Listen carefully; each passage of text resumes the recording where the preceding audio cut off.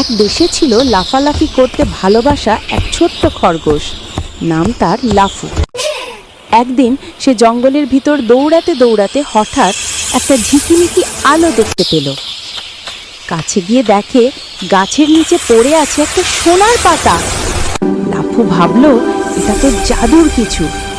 সে পাতাটা তুলে নিয়ে সবাইকে দেখাতে ছুটল।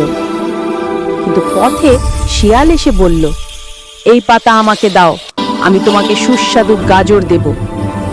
লাফু হাসল, না, এটা আমার নয়, গাছের, আমি গাছকে ফেরত দেব। সে দৌড়ে গিয়ে পাতাটা গাছের ডালে তুলে রাখতেই গাছ ঝিকিমিকি করে উঠল। গাছ বলল, তুমি সৎ হওয়ার জন্যই এই জাদু। আর সঙ্গে সঙ্গে লাফুর সামনে গাজরে ভরা একটি ছোট ব্যাগ হাজির হলো। লাফু খুশিতে লাফাতে লাফাতে বাড়ি ফিরল।